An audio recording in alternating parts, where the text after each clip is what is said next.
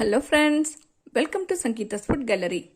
നമുക്കിന്ന് സദ്യ സ്റ്റൈൽ മസാല കറി എങ്ങനെയാണ് ചെയ്യുന്നത് നോക്കാം. ഇത് ചെയ്യാനായിട്ട് ഒരു കടായി ചൂടാക്കാനായി വെച്ചിട്ടുണ്ട്. ഇതിലേക്ക് 2 ടേബിൾ സ്പൂൺ ഓയിൽ ചേർത്ത് കൊടുക്കുക.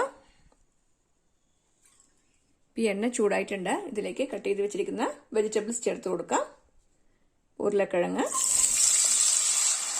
Carrot, beans, 1/2 cup green peas കൂടെ ചേർത്ത് കൊടുക്കണ്ട.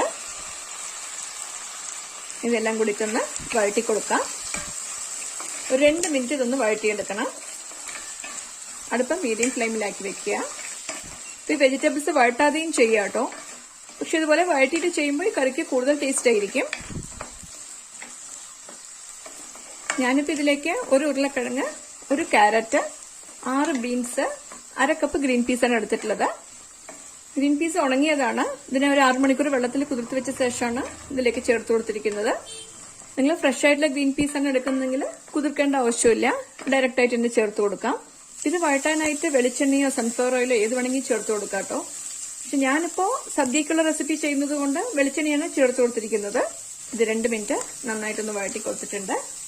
തീ ഓഫ് ചെയ്ത് കൊടുക്കാം. ഈ വഴറ്റിയ വെജിറ്റബിൾസ് ഒക്കെ ഒന്ന് വേവിച്ചെടുക്കണം. ഈ വഴറ്റിയ വെജിറ്റബിൾസ് ഒക്കെ ഒരു കുക്കറിലേക്ക് ചേർത്ത് കൊടുത്തിട്ടുണ്ട്. ഇനി ഇതിലേക്ക് 1/4 ടീസ്പൂൺ മഞ്ഞൾപ്പൊടി ചേർത്ത് കൊടുക്കാം. ആവശ്യത്തിന് ഉപ്പ് ചേർത്ത് കൊടുക്കാം. ഇതിലേക്ക് ഈ വെജിറ്റബിൾസ് വേവാൻ ആവശ്യമായിട്ടുള്ള വെള്ളം ചേർത്ത് കൊടുക്കാം. ഞാനിപ്പോൾ ഈ വെജിറ്റബിൾസ് മുങ്ങിക്കിടക്കുന്ന രീതിക്ക് വെള്ളം ചേർത്ത് കൊടുത്തിട്ടുണ്ട്. ഇതൊന്ന് മിക്സ് ചെയ്ത് കൊടുക്കാം. ഈ കുക്കർ ക്ലോസ് ചെയ്തിട്ട് 2 വിസിൽ വെച്ച് ഇതൊന്ന് വേവിച്ചെടുക്കണം. ഈ കറിക്കുള്ള അരപ്പ് തയ്യാറാക്കാം. ഇതിനായിട്ട് 1/2 കപ്പ് ചിരകിയ തേങ്ങ എടുത്തു വെച്ചിട്ടുണ്ട്. ഇതിലേക്ക് 1 ടീസ്പൂൺ പെരുംജീരകം ചേർത്ത് കൊടുക്കാം. ഇതൊന്ന് അരച്ചെടുക്കണം. അപ്പം നമുക്ക് അരച്ചിട്ട് വരാം. ഈ തേങ്ങ അരച്ചെടുത്ത് വെച്ചിട്ടുണ്ട്. ഒരു കടായി ചൂടാക്കാനായി വെച്ചിട്ടുണ്ട്. ഇതിലേക്ക് 1 ടേബിൾ സ്പൂൺ വെളിച്ചെണ്ണ ചേർത്ത് കൊടുക്കുന്നുണ്ട്.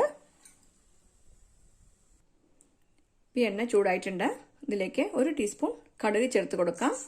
കടുക് ഓപ്ഷനിലാണ് കേട്ടോ, നിങ്ങൾക്ക് താല്പര്യമുണ്ടെങ്കിൽ മാത്രം ചേർത്ത് കൊടുത്താൽ മതി. ഈ കടുക് പൊട്ടി തുടങ്ങിയിട്ടുണ്ട്. ഇതിലേക്ക് കറിവേപ്പില ചേർത്ത് കൊടുക്കാം.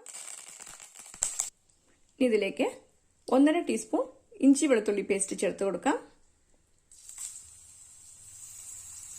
ഇതൊന്ന് വഴറ്റി കൊടുക്കാം.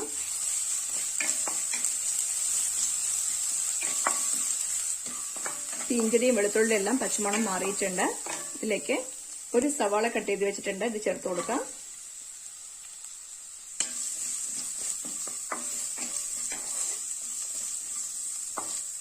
ഇതിലേക്ക് 2 പച്ചമുളക് കീറിയതോടെ ചേർത്ത് കൊടുക്കുന്നുണ്ട്. ഇതും കൂടിയിട്ടൊന്ന് വഴറ്റി കൊടുക്കാം. ഈ സവാളയൊക്കെ നന്നായിട്ടൊന്ന് വഴണ്ട് വന്നിട്ടുണ്ട്. തീ കുറച്ച് വെക്കാം. ഇതിലേക്ക് 1 ടീസ്പൂൺ മല്ലിപ്പൊടി ചേർത്ത് കൊടുക്കാം. 1 ടീസ്പൂൺ മുളക് പൊടി ചേർത്ത് കൊടുക്കാം.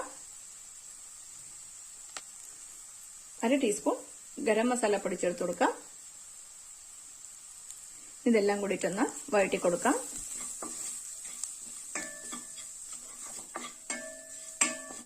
ഈ പൊടികളുടെ പച്ചമണമെല്ലാം മാറിയിട്ടുണ്ട്. ഇനി ഇതിലേക്ക് 1 തക്കാളി കട്ട് ചെയ്ത് വെച്ചിട്ടുണ്ട്. ഇത് ചേർത്ത് കൊടുക്കാം.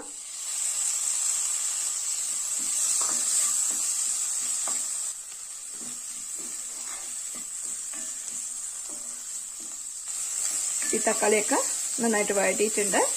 ഇനി ഇതിലേക്ക് നമ്മൾ വേവിച്ച് വെച്ചിരിക്കുന്ന വെജിറ്റബിൾസ് ചേർത്ത് കൊടുക്കാം. ഈ വെള്ളത്തോടു കൂടെ തന്നെ ചേർത്ത് കൊടുക്കാം കേട്ടോ.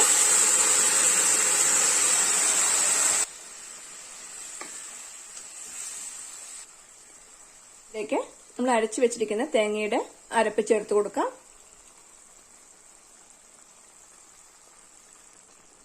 ഇതിലേക്ക് ഒരു 1/4 കപ്പ് വെള്ളം കൂടെ ചേർത്ത് കൊടുക്കുന്നുണ്ട്. ഇതൊന്ന് യോജിപ്പിച്ചു കൊടുക്കാം.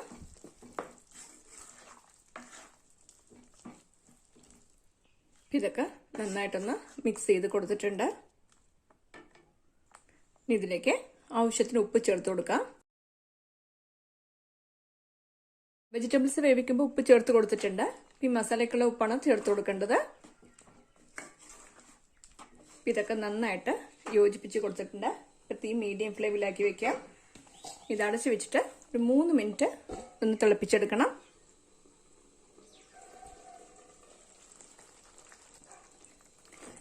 ഇപ്പൊ കണ്ടില്ലേ, കറിയൊക്കെ നന്നായിട്ട് തിളച്ചിട്ട് നല്ലൊരു തിക്കായിട്ടുള്ള കൺസിസ്റ്റൻസിയിൽ വന്നിട്ടുണ്ട്.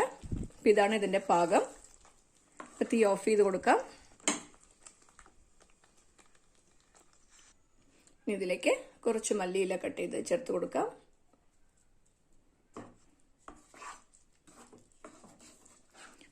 ഈ കറി തിക്കായിട്ടുള്ള കൺസിസ്റ്റൻസിയിലാണ് വേണ്ടത്.